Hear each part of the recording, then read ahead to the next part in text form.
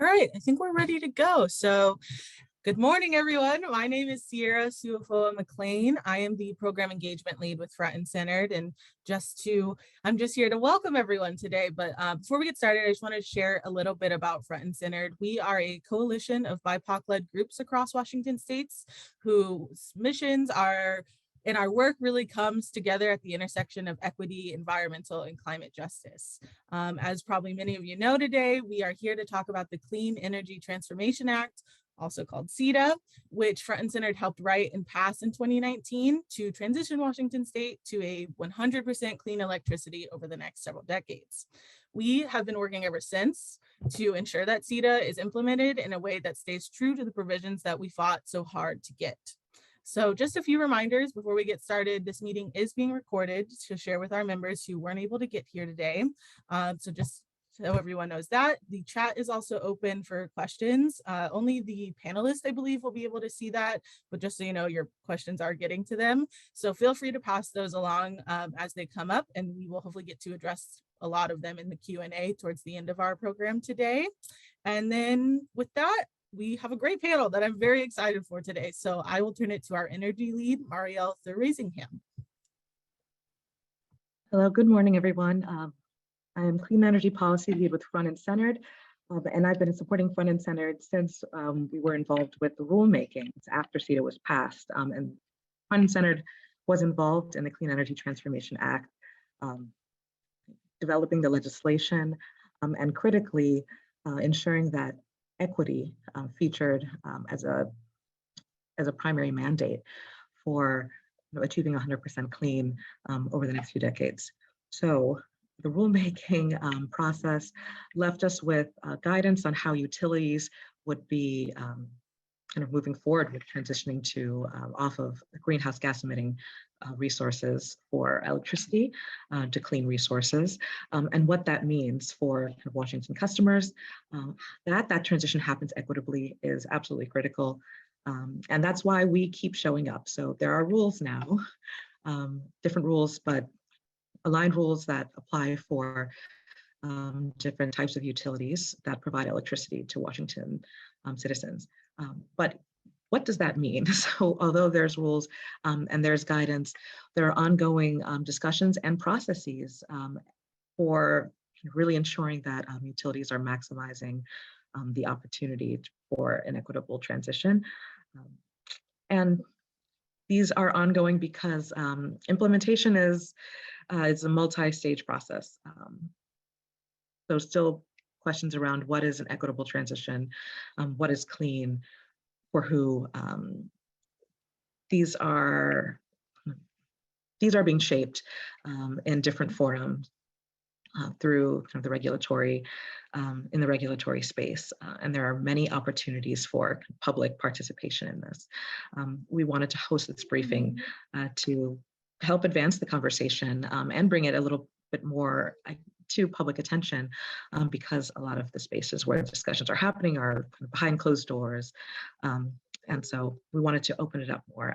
And I'd love to start us off with a presentation from Lauren McCloy. Lauren is the Northwest Energy Coalition Policy Director, previously worked as Senior Policy Advisor to Governor Jay Inslee of Washington State, where she managed a broad range of issues in support of the governor's energy agenda. And prior to that role, Lauren was the Legislative Director for the Washington Utilities and Transportation Commission, where she was the commission's liaison to the state legislature. And the governor's office was responsible for developing and coordinating the UTC's legislative activities. And Lauren previously worked as a policy advisor at the UTC as well, and advised commissioners on energy policy and legislative issues.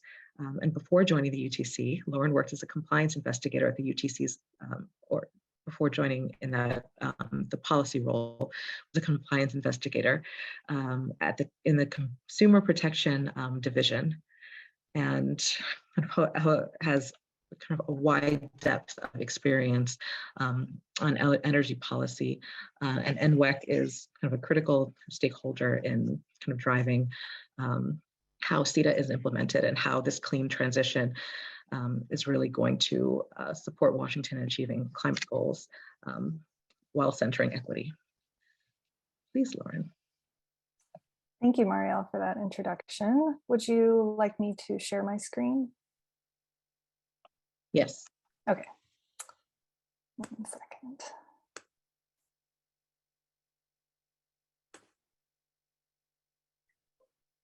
All right.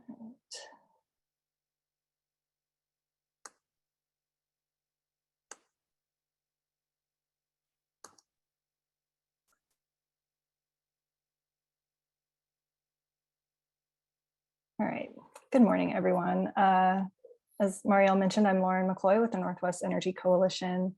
The coalition is an organization of 100 members representing environmental organizations, labor groups, and individual members that works on clean and affordable energy issues in the 4 Northwest states. So not just Washington, but also Oregon, Idaho, and Montana. And today we're here, as you know, to talk about Washington's Clean Energy Transformation Act, or CETA. And CETA came out of a lot of very good foundational work that was done by a broad coalition of environmental groups, labor groups, and tribes, coming out of the failure to pass Initiative 1631 at the ballot in the 2019 session. This diverse group of stakeholders came together to support a broad agenda to get a lot of emissions reductions in Washington state across our highest emitting sectors. So it was looking at the building sector, transportation sector, and the electricity sector. And CETA was the electricity sector bill, which required utilities in the state to deliver 100% clean energy by 2045. But that's not all that it does. There are actually many facets to CETA.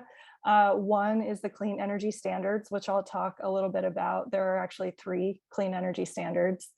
The second one is a clean energy implementation planning process, which is one of the primary implementation pieces of the bill. The third is the emphasis on customer side resources as a clean energy resource that can help our state transition to 100% clean energy. Fourth is an emphasis on providing energy assistance to individuals and vulnerable populations with the highest need. And that can be in the form of bill assistance, customer side resources, and other forms of assistance. Fifth, as Marielle mentioned, is the equity lens that gets applied to CETA implementation and looking at both procedural equity as well as distributional equity. And then sixth is labor standards that were enacted as a part of the bill to ensure that the projects that are built in the state to support CETA compliance meet high workforce labor standards. So as I mentioned, there are 3 clean energy standards in the bill. The first one is coming up right around the corner at the end of 2025. We're going to have no coal power in rates to Washington customers. Some of you may know there is one coal-fired power plant in Washington state, in Centralia, which is subject to an agreement to cease operations by the end of 2025. There are also several other coal plants that serve Washington customers that are located outside of the state.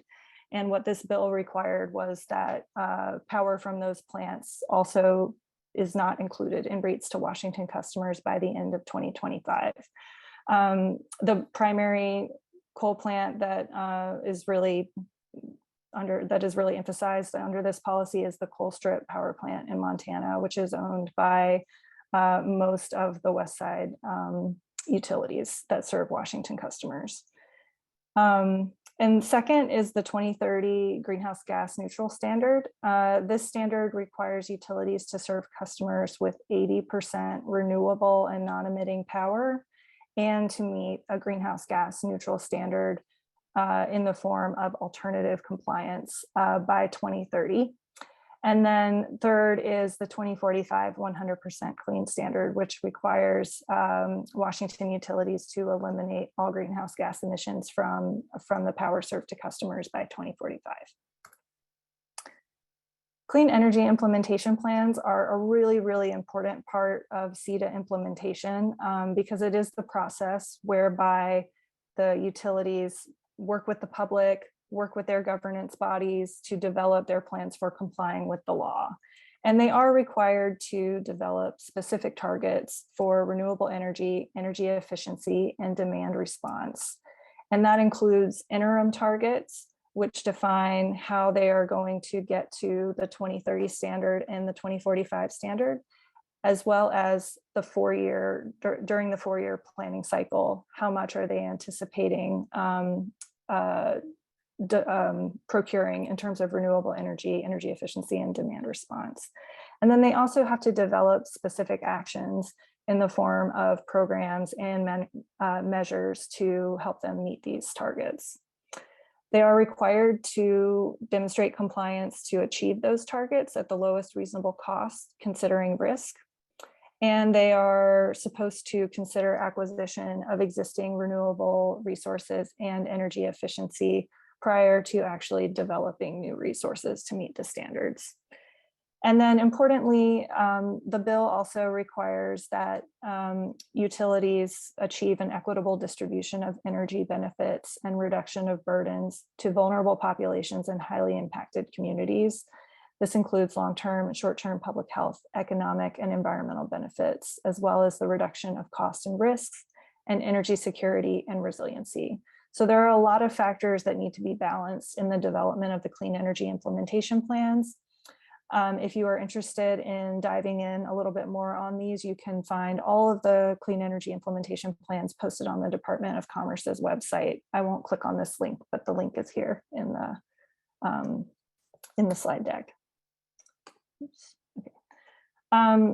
So thirdly, I mentioned an emphasis on customer side resources, and I'm just going to go through a little bit of details about what I mean when I talk about customer side resources. The first one is something that we're very familiar with in this region, which is conservation and energy efficiency. When we're talking about this, we're talking about a reduction in electric power consumption that results from increases in the efficiency of energy use, production, transmission, or distribution. That basically just means we're using less energy to get the same amount of outcomes. So, if you do things like change out your light bulbs, utilities can provide a rebate for customers to improve the energy efficiency of appliances in their home. And this is something that is emphasized in CETA as well as its predecessor policy, Initiative 937, our energy efficiency resources standard. Secondly is demand response, which is really focused on reducing peak needs. So this is looking at changes in electric usage by demand side resources from their normal consumption patterns. And it typically happens in response to changes in the price of electricity or an incentive payment to customers to actually reduce their electricity use during critical times.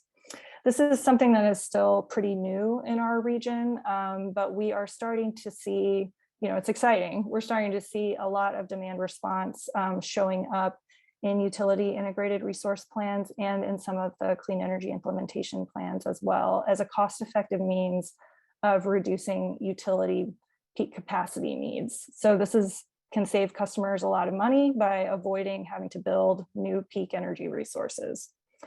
And then thirdly is what we broadly call distributed energy resources. I would say both demand response and energy efficiency can also be considered distributed energy resources or DERs, but often when we're talking about DERs, we're talking about generation like rooftop solar or things that help manage flexible load like energy storage located behind a customer meter. But typically it's a distribution system located resource that the utility can actively manage or that can be actively managed by the customer to take advantage of, for example, price signals from the utility. So next, there is a high emphasis on energy assistance in CETA, and there's a lot of work happening in the state to help utilities expand and enhance their energy assistance offerings to help customers who are experiencing high energy burden.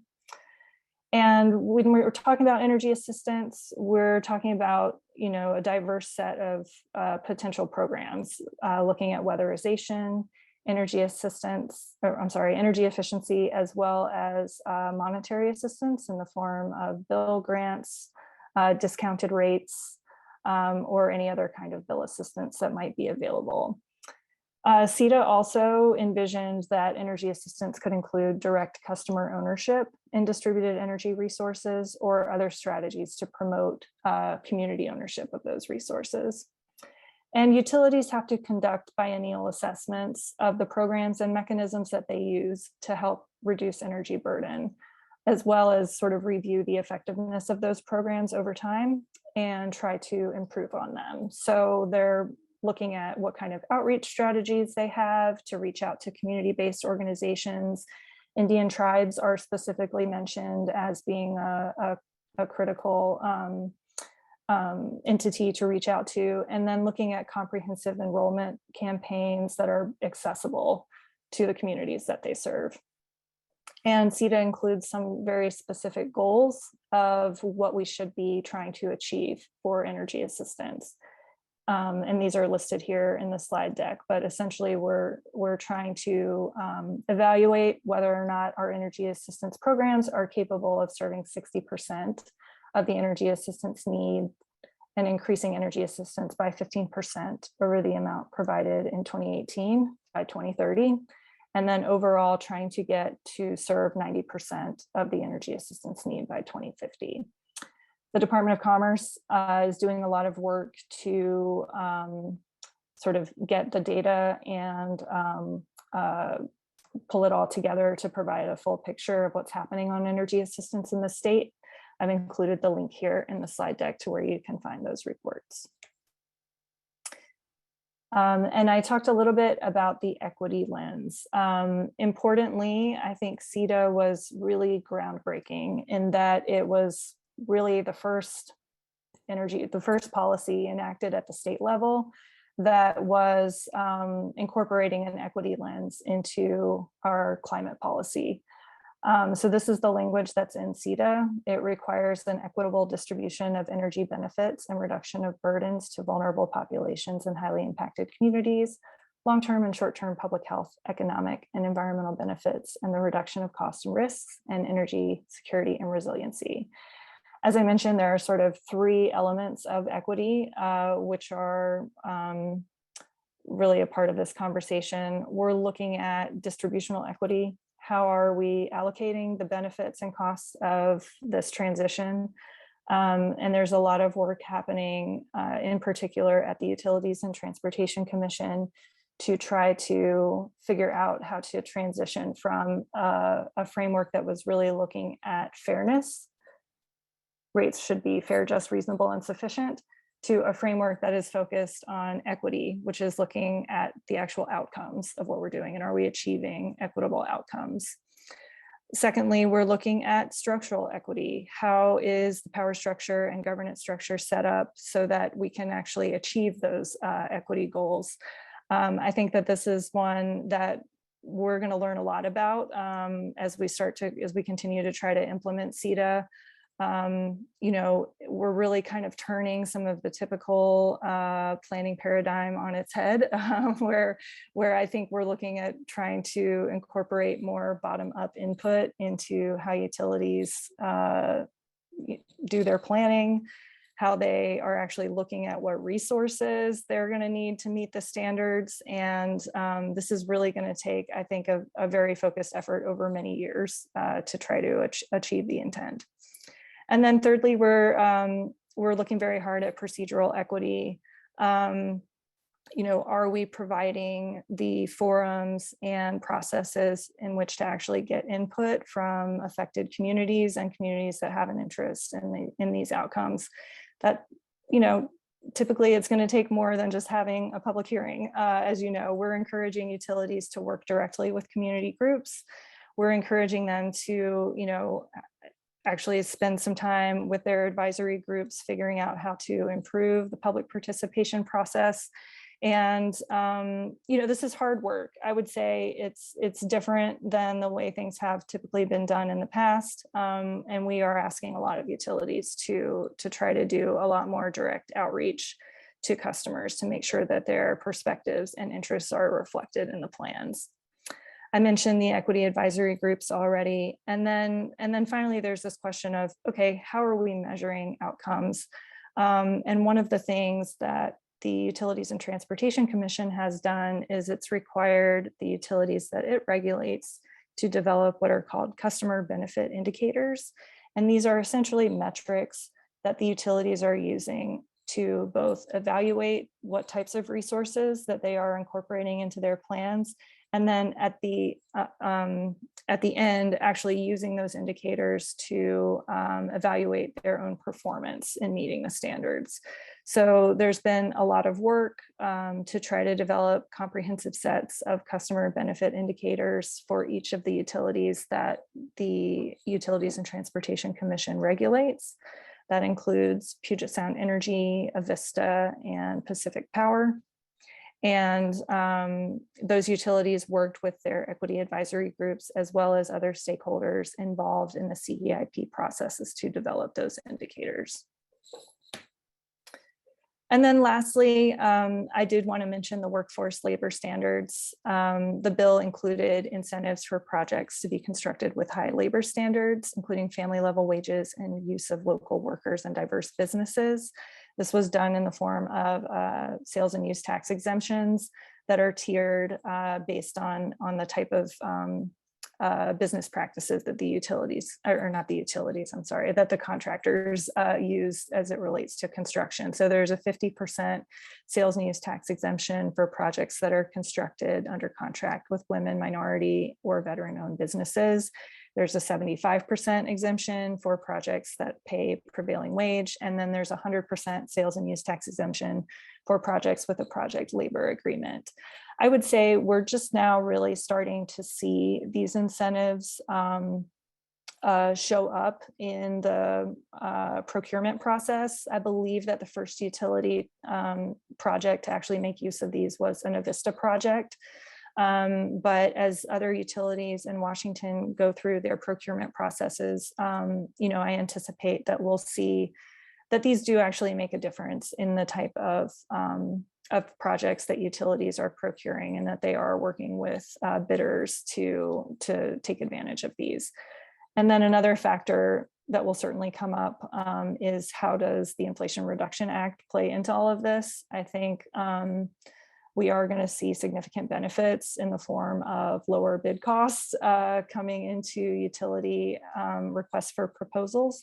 And all of that's great because it will help lower ultimately the cost to customers of complying with CETA. So where are we now?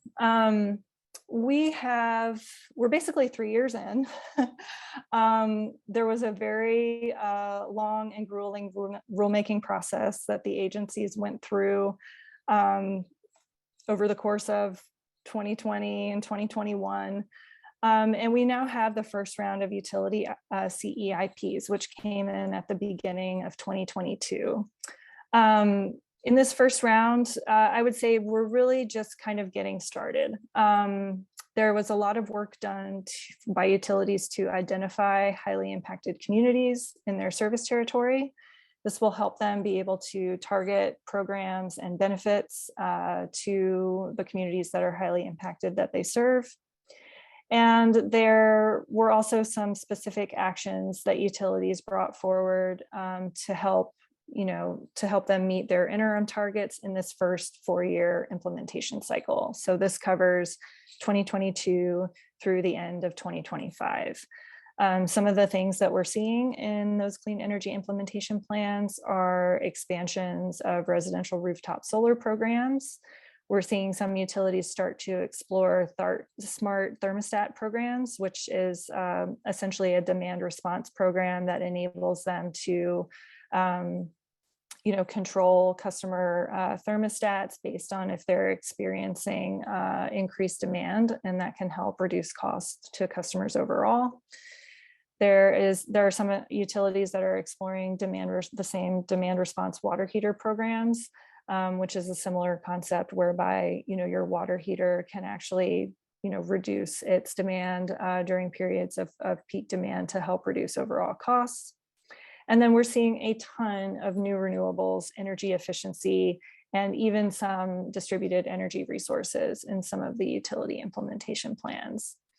And then lastly, I would mention that many of the consumer-owned utilities identified the Bonneville Power Administration contracts as being a critical factor in their ability to meet the CETA targets. The current contracts do expire at the end of 2028, and the utilities, as well as the region as a whole, are currently in the process of reviewing what needs to be in that next contract so that utilities can meet the goals of CETA.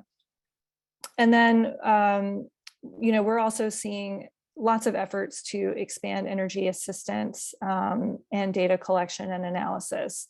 I would say one of the big challenges in this first round has been on that issue of data collection. Utilities have not historically collected, for example, demographic data from customers. And so we've gone through a pretty robust process to try to figure out what type of publicly available data is out there that can help identify vulnerable populations in highly impacted communities in their service territory.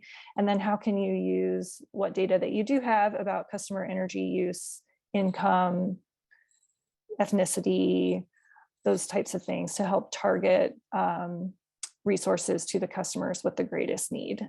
So that's been a significant effort that both the Department of Commerce and the Utilities and Transportation Commission are working with utilities on getting better and more robust data.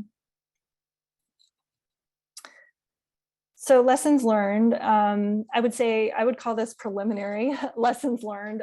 Since we are just in the first implementation period, there is so much work left to do. But some things that we do know and what we have learned between 2019 when the bill passed and now is that clean electricity is really going to be the foundation of Washington's carbon reduction strategy. Literally every single climate policy that we have enacted in Washington state since 2019 relies on utilities meeting the CETA targets. And so it's very critical that this transition happen. It's very critical that this transition happen as intended. And I think that, the more that we can do to keep the emphasis on the need to get that clean electricity in order to decarbonize both the building sector and the transportation sector and industrial end uses in Washington state, the further along we will be in meeting our overall climate goals. Secondly, I would say that CETA relies very heavily on planning. And planning is not like a one and done type of thing. It's an iterative process where every time you go back to the plan and update the assumptions, you're going to get different results. And so I think one thing that I just hope that folks keep their eye on the ball and sort of be, familiarizing yourself with how the planning process works, understanding that it is an iterative process. A lot of it requires, making sure that we're using the right assumptions at the front end to make sure that we're getting the results that we're looking for on the back end. And so I just want to emphasize how important planning is to the actual achievement of CETA's goals. And that leads me to my next point, which is that public participation in this process is really key. In Washington state, we have, I think the privilege of having many utilities. We have almost 64 utilities in our state. Many of them are governed at the local level by cooperative boards, by municipal, city councils, in the case of Seattle City Light, or by Public Utility District Commission. And so these are decisions that get made at the local level by local elected officials. There are 3 large investor-owned utilities in Washington state, which, as I've mentioned, are regulated by the Utilities and Transportation Commission. And so that remains a very important process as well. But I just want to emphasize how important it is to show up and participate in this process in order to have an impact on the outcome.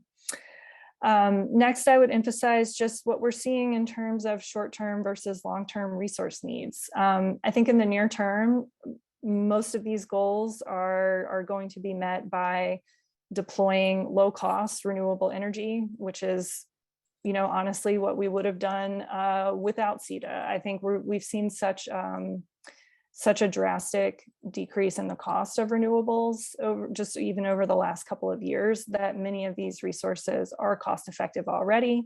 And as we start to phase out coal, we're going to be replacing a ton of it with low cost renewables and energy efficiency and demand response. So in the short term, I feel like all the technologies exist. We're going to see just a lot of resources come online in the next 5 to 10 years. In the long term, we are going to need to figure out clean capacity solutions. And this starts to look at things like hybrid resources. Can we combine wind and solar with energy storage and to make a resource that looks a lot more like a capacity resource? What about offshore wind? What about expanding markets so that we can actually bring in clean resources from the desert Southwest and from California and have a little bit more flexibility in how we manage our resource needs in the region? And these are going to be, conversations that unfold over the next 2 decades. And there's going to be just a lot of transformative change necessary in order to meet our long-term resource needs. And we do want to make sure that community-based solutions are part of what we're looking at. This was very clearly intended in CETA, that utilities are working with their communities to help them identify what they want to see in their community. This could be anything from community solar projects to microgrids to energy storage, located at the distribution level to help with specific reliability or resilience needs. And I think that this is where a lot of the outreach really comes into play, where, these may not be, for example, the lowest cost resources. In many cases, they're going to actually be higher costs than potential alternatives. But the benefits that are provided on the ground to communities, I believe that there is significant support for doing these resources in CETA. And in fact, it would be hard, I think, to meet the equity mandate in CETA without seriously considering community-based solutions. And then finally, yes. Just to quickly interrupt on that point in particular, we'll be moving on right after Lauren wraps to a panel inviting myself to speak more to this, but also some community-based organization representatives who have been involved in the work, and really kind of putting forward how community-based solutions can be at the lead of this process. Thanks. Excellent. Thank you, Mario. And I'm just wrapping up here too. I would say, lastly, I would note that there are many non-CETA factors that drive utility rate increases. And in fact, what we are seeing in this first round is that CETA is not actually a major driver in utility rate increases. What's happening out there in the market with natural gas prices is having significant impacts. And we're going to start to see those sort of flow through utility rates here, especially as we approach the winter heating season. So that's something that the coalition is concerned about and something that we're going to be monitoring very closely. But, at this time, we're not seeing CETA being a major cost driver.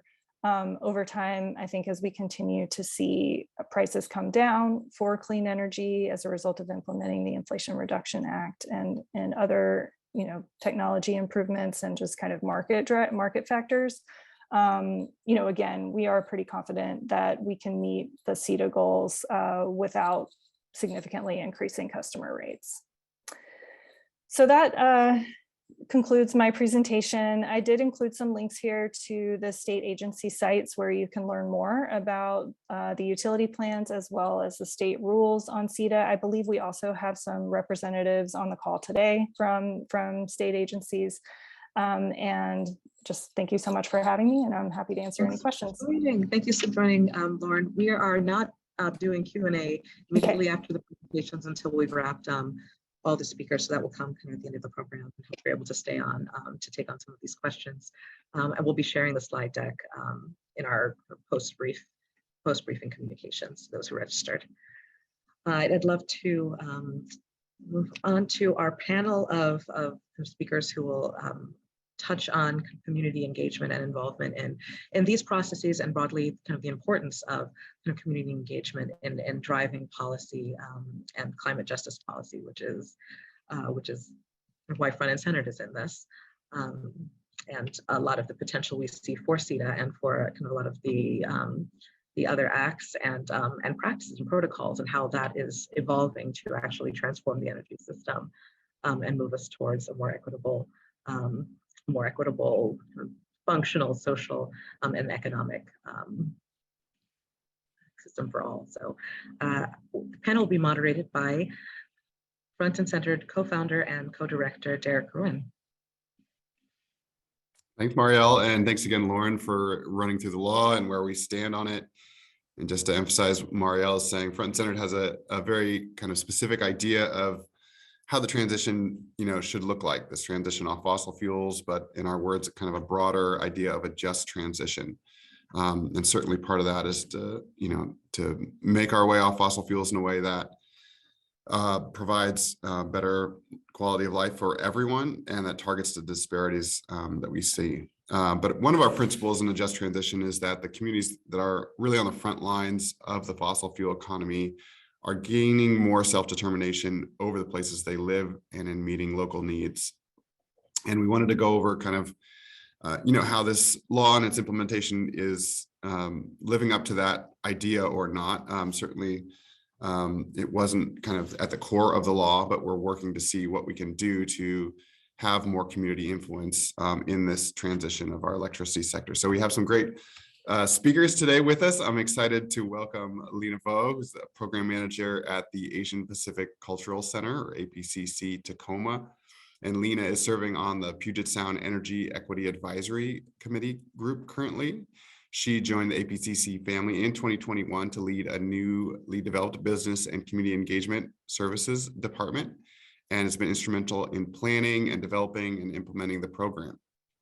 In her work, she draws on her life experience as a first-generation Vietnamese immigrant and college graduate in her family.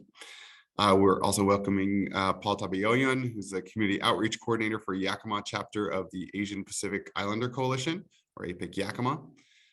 His education spans from 2019 as a graduate from Central Washington University with a bachelor's degree of science in integrated energy management as an energy manager systems analyst with a 20-year career traveling in project management across several industries. His education and professional experiences help him in informing local communities and ensuring community voice is heard when working with environmental and equity issues. Paul is an original member of the Pacific Corp Equity Advisory Group and remains active in the group. And of course, we have Marielle Thrasingham, our clean energy policy lead with Front and Center. So I'm going to just launch right in. We're going to hear from our panel, and just to give you a foreshadowing, we're also going to hear from our policy experts around policy, around Front and Center's perspective on the implementation of the law to date following this panel. So maybe I'll start with Paul, actually, if you just tell us a little bit about what brings you to the work. Thank you, Derek, and thanks for hosting us today. What brings me to this work is a lot of kind of job education. I actually grew up in Yakima, so Eastern Washington. I've lived here most of my life, but I had the opportunity to travel in the technical engineering realm for many years. And when I dropped myself back in college, I realized, with this transition that Washington is seeking, I was somebody with an instrumentation background that really could take advantage of a higher education to inform our community. This is something we need because our community is very, very diverse here on the east side of the mountains.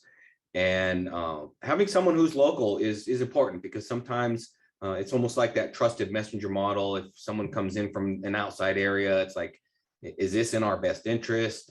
But when you can really talk to the community and you have roots in the community, it tends to make a little bit of a difference when you're talking about such difficult subjects, but it also helps me understand how I can educate them. So that was kind of one of my goals, was to travel. My life goal was to travel, learn as much as I can, educate myself, and then help our community grow. So that's really what I've done by taking my community outreach position, because a lot of people said I could easily go into the corporate realm, but there's a lot more advantages that our community needs through the educational process, and I felt I could be integral in that. Thanks, Paul. And how about for you, Lena? What brings you to this work? And also, if you wanted to just add a little bit about your organization and the communities you're working to serve. Hi everyone, my name is Lena Vo. For Asia Pacific Cultural Center, we are mostly aimed at Asian and Pacific Islander communities. Many of them are immigrants, refugees, as well as second generation. We also help out low income and disabled as well. Our communities, we expand to try to include everyone, but that is our main focus.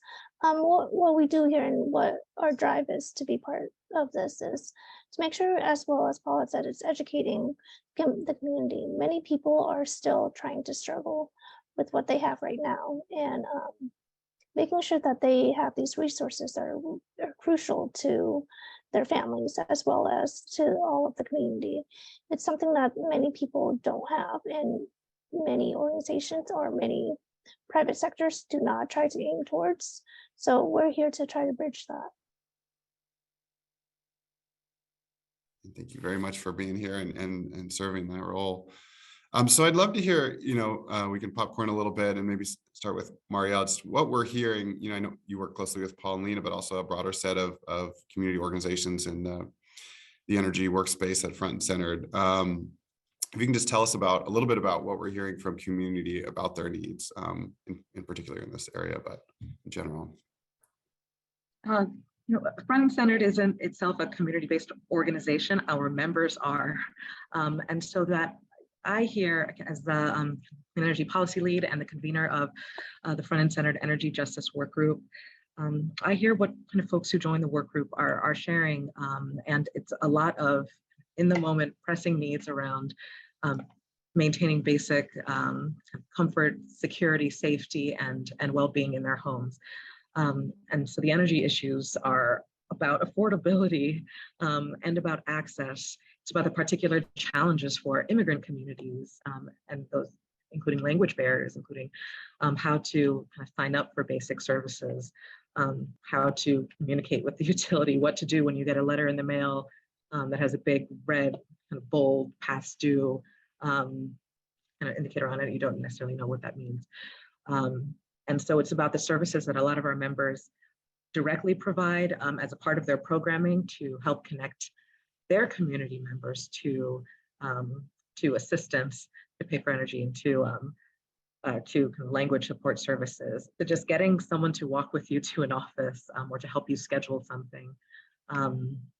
And also about interests in what's going on around kind of opportunities to expand into solar. Like, how could that support energy independence in our communities? How can my community building, how can my church, our school, like this area of communal interest, how can that be a part of a revolution to not just kind of advance environmental interests in reducing pollution, and that those impacts on communities, but make us stronger and more independent. So there's a wide range of interests in kind of what the energy transition could look like. But a lot of it is just kind of immediately how can we support kind of the basic well-being of folks and kind of support maintaining access to heat, hot water, and potential for cool air like during heat waves in the summer, and kind of managing the disparities in access to all the particular programs that utilities offer to try to make customers' lives better and easier, and particularly programs that help manage where the cost burden falls. And we see a lot of issues in that, kind of stepping back and looking at the system as a whole, but with our community member participants, we can hone in on some of that, and particularly try to marshal all the common interests and common areas of work, and kind of channel it towards policy direction and the advocacy that we do. Thanks, Mario. How about for you, Lena and Paula? What are the needs you're hearing coming from your communities? I often hear is through the process that we've gone through over the last couple of years is that we don't see a lot of the local government organizational processes with the committees like we do in other communities. So when we go to some of the meetings, we'll actually see representative governments, representatives from the community. Here from our community, we often haven't seen some of our local political officials and government officials that should be involved because they either are in control of the financing or can help guide other organizations through the process. And unfortunately, what we've seen is some of those have actually gone with policies that are negatively opposed to what we're trying to achieve, not only in our energy realm, but also in our transportation realm. So that's where it really comes to help educating our local officials, so county commissioners and city council members. That's one of the things that I've openly offered. You know, if you need information about this, please feel free. We can have conversations. I can attach you to resources to help someone who might not understand some of the energy issues and gather information from, you know, real data as opposed to neighbors. That's unfortunately, that's something we hear on the east side is I made this decision because my neighbor doesn't like it. So we really do want to involve communities. And that's really what we found is the community wants to be involved. They just need to really find that network of trusted sources and trusted entities where they know the information will reach the right people. I agree. And with that, it's also to uplift the community and be part of that conversation too. Whether they should be a commissioner or part of city council so they can represent underserved groups to assure that we have that access, we have those resources to those communities. And that's something that is very crucial that we don't have right now, or we have very little of. Thanks, Lena. So each of you, decided to get involved in these equity advisory groups, which are again kind of advising that don't have full control, but that advising the utilities decisions in terms of, in particular, how they live up to this legal provision to equitably distribute the benefits of this transition and minimize the harm. So I'm just wondering if you can talk a little bit about why you decided to step into that role, and then also a little bit about how it's been in your experience. Whoever would like to jump in, maybe we can start with you, Lena. I'm on the Puget Sound Energy Equity Advisory Group, and I only started in May, I believe. And so it's been a learning process. There's a lot of discussion that we're still trying to process. But I wanted to be on it just so because we need more Asian representation as well as Latinx and Black representation on these kind of boards. Indigenous is also very crucial, and we're still trying to find people on the board for that. So I want to make sure that we are all here in this conversation to assure that the communities that we are in, we have a voice in for energy and clean energy for that matter. So that's why I wanted to be on it. Yeah, I will copy that because I realize that we are a source of education for our communities, but we also help to bring that voice in. Here on the east side, we are very much networked with our BIPOC community and have really found that they do have a lot of the same concerns that we initially brought to the table. And those are open conversations that we have had over the years. I've been involved with Pacific Core's Equity Advisory Group now going into the second year. And I do feel that having access to some of the information, some of the data that they will release publicly through our groups can really help educate our community about, a little bit what is needed, that little bit more to really find that demographic and geographic data that was spoken about how the changes are actually occurring. I'm as a statistician, I really don't want to see the data say that it's positive when what's actually going on the ground may actually not be positive. So that's one of the things that geographers do is we analyze what actually happens, what policies are changing, and what externalities those policies create. So I'm very glad that I chose to be part of the EAG group. because I feel like having network through census with all of our organizations in Yakima, they know I am one of those trusted sources. So at any time we can engage in conversations and help educate our community, which is our long-term goal. So Front Centered advocated it during the rulemaking for CETA, and in particular in the UTC rulemaking, which are the rules that apply to Puget Sound Energy in Western Washington area and the Vista and Spokane area, and Pacific Core in the Yakima area. Advocated that that there be, and also brought that advocacy to the rulemaking that applies to all of the other utilities, the consumer-owned utilities, that there be a formal voice for community and equity interests in planning and contributing to decision-making in the planning. And so the idea of a state advisory, like a state equity level equity advisory board or group came up, and kind of utility level, and that actually went through into the rules for kind of the three investor-owned utilities kind of mentioned. And so that was a win, but it was part of a bigger win that we're still trying to achieve, which is now that there is a group, now that populated with kind of representative organizations who have equity interests and community interests and frontline community interests and BIPOC community interests in the service area of the IOU. And then what? How do we make sure that these voices are really really heard? How do we make sure that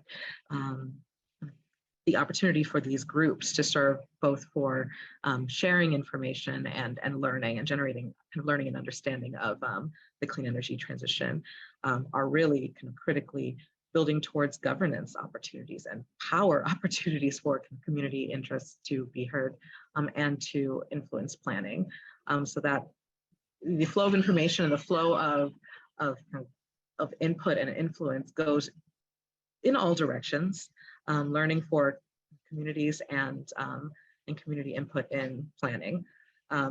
And we're no longer on the PSC in the PSC group the second year. We're involved in other ways in kind of advocating for CETA implementation, but groups are still active across the board, although all three IOUs have submitted their final kind of proposals for clean energy implementation plans, which was the narrow area of CETA implementation where EAGs were required. So what else? EAG Plus is it's a pretty exciting space. Like what more is being done and can be done with mobilizing community participants in utility planning, and also building the capacity of that group and other forms of public participation to be a part of utility planning and the transition, and ultimately this transformational drive that we're working towards for the just transition. Right, and we're, of course, the utilities, investor-owned utilities are subject to regulation by the Utilities and Transportation Commission. And we've also seen new efforts as the state implements their equity framework of governor's executive order to try to broaden their process, which can be pretty difficult to access. Historically, the ability it takes a lot of work, and Marielle team have put in a lot to be able to participate in the rulemaking process. And now the decisions on those implementation plans. So hopefully we'll continue to see an expansion of the Utilities Commission attention to community voices. So we have to unfortunately conclude this portion of it and head back to Marielle. But before we do, just any final comment, Paul or Lena? I think the equity advisory groups were a great way for the community to get involved. But I think one of the things that I know I was privy to prior to that was the out-of-state to in Washington state relationships that some of the utilities have, and how that actually changes some of the processes that this has. They fall under federal guidelines. I actually worked on the wind turbines the first year when Wild Horse was in Ellensburg, and I was privy to the issues of the state versus federal electrical transportation system. So that's one of the conversations that I'm kind of interested to hear about this year, because now that the CEIPs have been submitted, we'll see how the state begins to work with those programs, because they can only be beneficial outside our state as well when these utilities start to ingrain these programs. So it'll be a great learning experience for all of us, including Washington State being the leading forefront in this energy justice realm. Similar to that notice, I like to see the impact of these EAG groups in a wide variety of spaces, statewide or private sectors. And I like to see what impacts they can have locally, because that's what I need, and everyone should be able to see the differences with these groups, hopefully. Thanks, Lena. That's a great point. At the end of the day, we're trying to change people's lives and make things better, reduce our pollution impacts and the cost of living, et cetera. So thank you guys for joining. I really appreciate it. I'm going to hand it back to Marielle. We do have questions coming in that we will get to. We'll have about a 10-minute policy discussion here and have a little bit of time for a question and answer at the end. So thank you again, Paul and Lena. Thanks, everyone. We're going to take time right now just to focus in a little bit more on how Front and Center remains involved in state implementation and transition planning, and then just ensuring that conversations around what equity in this space means, what energy equity in this transformation, what it looks like. It's about where, it's about who and where and what. I'd like to invite Nico to join me for a bit of a conversation to hone in on that. Nico Wedekind is a UW Law grad and is now serving as the first clinical Deal Fellow in the UW Environmental Law and Policy Clinic. The endowment for the Deal Fellowship, it supports early career lawyers in public interest environmental law with a particular emphasis on historically underserved communities in the Pacific Northwest. So Nico has actually partnered with Front and Centered over the past year to support our advocacy for the full implementation of the equity mandate for CETA and for transition planning and energy and other policy, and upholding the state's commitments to reducing harms and burdens, and providing new benefits and a distributional framework for benefits for historically marginalized communities. So Nico, thanks for joining the conversation today. And because you have been such an important supporter and partner for us, just thought it would be a good opportunity for us to have this conversation in the briefing to flesh out some key areas of interest of Front and Centered and how advocating for an equitable clean transition looks. So some of what our work looks like. I'd like to just throw the question to you. Where are we doing this? Who are we focused on, and where is this work happening? What does it look like? Absolutely. And first, let me say thank you for having me on here. It's a great honor. So the work that Front and Centered has been doing has basically been split, as Lauren mentioned, between COUs and IOUs. So those consumer-owned utilities and investor-owned utilities, with the COUs being the local governed utilities organized around boards and bodies that are responsive to local community members, and the investor-owned utilities being more beholden to investors or shareholders. Those both have different regulatory organizations around them in terms of how we've been targeting advocacy around that, with the IOUs being responsive in the Utilities and Transportation Commission, or the UTC, and the COUs submitting reports to Commerce and having the auditor look at those for compliance. So our advocacy has looked like engaging and commenting on utility plans as they become public in the various dockets between either the UTC or Commerce, to advocate on behalf of frontline community voices to ensure that what Marielle's been hearing from member organizations is accurately represented, and the plans that the utilities have put forward actively respond to and engage with those burdens and provide benefits in response to what member orgs have been calling for. That's also looked like engaging in various settlement negotiations, conditions discussions, and engaging in an adjudicative process before the UTC to continue to advocate on behalf of member orgs. On the COU side, it's looked like meeting with agency side policy teams to understand how those agencies are planning to implement CETA, and understanding how those agencies ensure that the public interests are accounted for. Thanks, Nico. Is there anything further that you can speak to about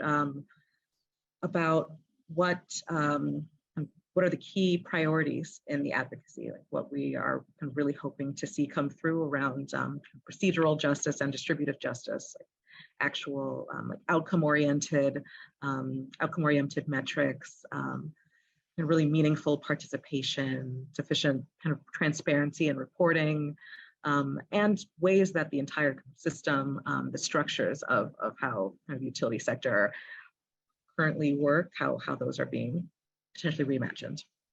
Yeah, I think you've hit the nail on the head with that question already. A lot of those things are what we're advocating towards. Front and Centered has been actively noting the title of this act being a transformation and transition, and ensuring that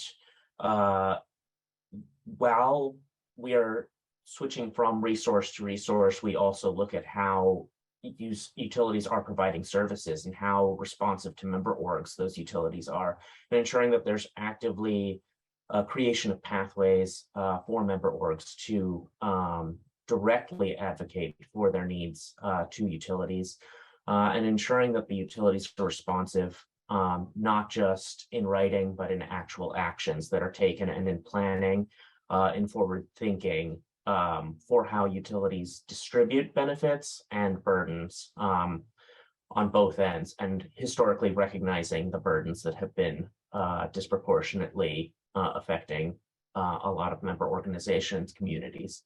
So that's been a multifaceted approach where we're looking not only at CETA, but as Lauren mentioned, there's a number of other laws that have passed in the recent years. So we're advocating on behalf of member orgs in both multi-year rate planning, performance-based rate making, so how utilities engage in cost recovery on the other end after having spent, as well as engaging in intervener funding to ensure that Front and Centered is well funded to continue to advocate in these dockets, as well as looking at how these laws are allowing both utilities and agencies the opportunity to increase public participation directly and solicit input and guidance from community members directly. Yeah, I don't know. I'd love to hear from you, Marielle, and what you feel, if there's been a unifying message between what Front and Centered has been saying in all of these different dockets. I think it's come through in the discussions and the themes that have flowed from the conversation, the presentation so far. And so I'll just speak for another minute and try to touch on a couple questions that have come through the Q&A, and then we'll open it up and see what questions other speakers can address in our remaining time. But yeah, the unifying theme absolutely around really deeply embedding values, principles, and just the conceptual framework for a strong equity, lens, including the tools, the metrics, and how metrics also serve application and action planning and evaluation of performance for everything around transition planning and moving towards more sustainable resource base for addressing our energy need, and also just continuing to examine what is energy need. Is there such thing as enough? Is there a way we can just do better in supporting the sustainable system. And there's a lot of detail that that we think about and we've been working on around exactly what metrics matter, exactly what type of accountability is going to support key actors in the space, key players like utilities, to achieve maximal compliance. What keeps the public interest, customer interest, and community interests really front and centered in the process. And so, doing a lot of thinking and planning for that is how we're showing up. And I'd say just to what's working well, process is happening. So actually kind of the amount of time that it's taking to really ensure kind of that implementation is getting off to a strong start, that provides lots of opportunities for engagement, for comment, for reviewing what utilities are planning and submitting, and kind of trying to come back with stronger and better proposals and clarification and definitions and specific actions.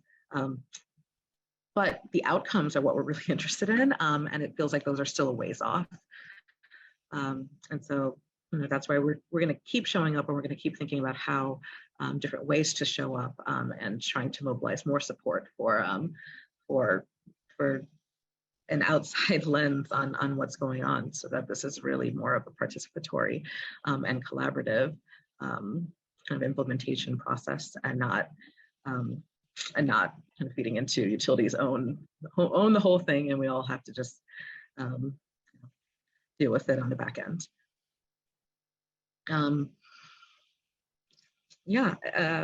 Derek, do you want to try to feed more questions out? Sure, I'll jump in and welcome Lauren Lean. If you'd like to jump in and answer some as well, you're welcome to. So, there are a lot of questions about, are there difficulties achieving specific objectives under CETA? Like, where are the challenges right now? Maybe I'll stop there, actually.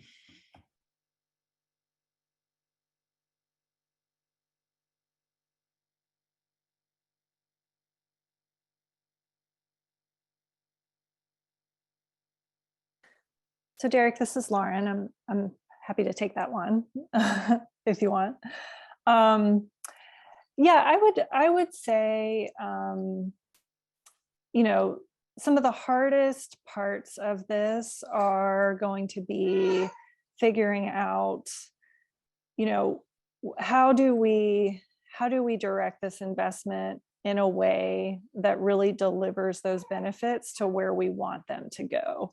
It's not the normal practice of utilities. Their kind of basic purpose is to provide safe, reliable electricity at the lowest rates to customers. And so this is really a transformation in how they think about both the way that they plan, the way that they procure, and the way that they provide service. And so, I think it's just a cultural shift for a lot of these utilities. And it's something that's going to take some time, and that's going to take leadership, both from within the utility and in the communities themselves. So I would say, it's a challenge, but it is certainly, we're seeing progress in moving in that direction, but it's just going to take time and continued focus to really see it come to fruition.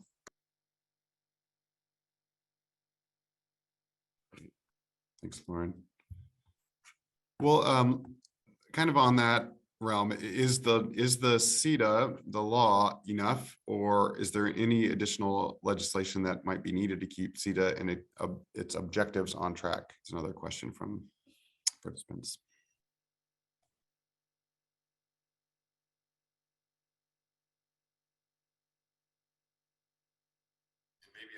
This is Paul.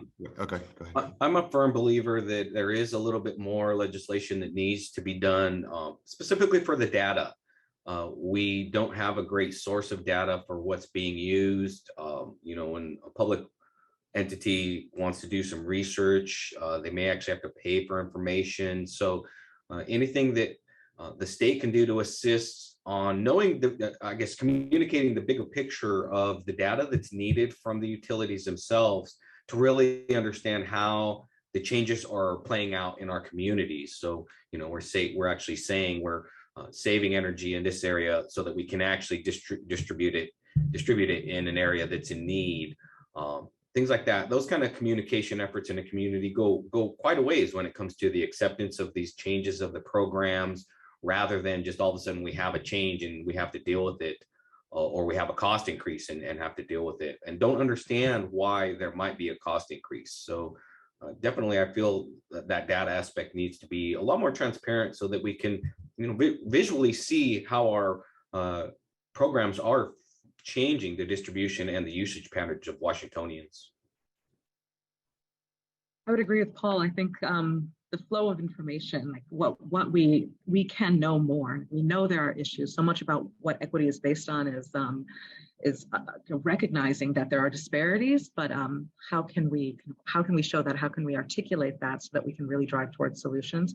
I think more is needed and should be explored, and has come up in some of Front and Center's other energy justice advocacy, including for the Energy for All kind of proposal around setting a standard for percentage of income kind of payment plan program that utilities would be required to offer. And there was a lot of learning that came out of kind of advocating for that. But moving from utility planning around resources, utilities applying an equity lens to all operations, all practices, protocols, operations, governance structures, and ways that utilities show up in customers' lives, but also in our economy, to kind of reorient that to center public interest and community interests. And what standards can look like, what stronger standards at the state level can look like, because as mentioned, there are many utilities doing many different things. And this is very important, but it's a part of a kind of much bigger picture for what could be achieved. Great, thanks. And I think we have time. Maybe this is the last one, but there's a couple questions about metrics. What are the impact metrics we're looking for? And does Nico in particular for that question? And maybe the second part, is there agreement between Front and Centered and the utilities as to what should be measured? Sure, I can jump on that real quickly. Front and Centered has joined with a number of other advocates, including NWEC, in proposing to a number of the utilities what we've titled the Joint Advocates list of both CBIs and metrics that we would suggest that those utilities adopt. We've had conversations with those utilities about why we think that those both CBI's consumer benefit indicators, which are sort of the overarching broad targets, as well as the metrics, which are the measures for those targets, are important for those utilities to adopt. Those are publicly accessible on each of the dockets from the utilities. We've put those in. They're on the UTC website.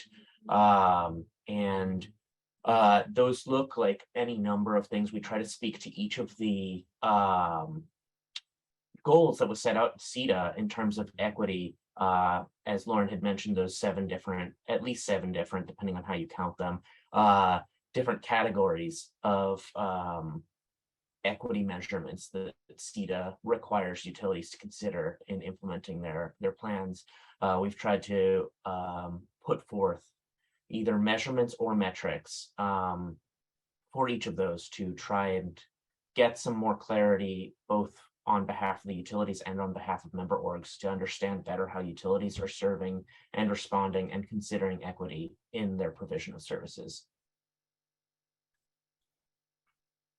Thank you, Nico. And I'm afraid we're kind of at time, so we'll have to leave it for there. I want to thank again all of our panelists for joining and to speaking to where we're at with this law. I think it's really important that even as we work on legislative advocacy to get the laws in place we need for a just transition, we also have to follow through and see that those are implemented in a way that is responsive to communities on the front line into making this just transition.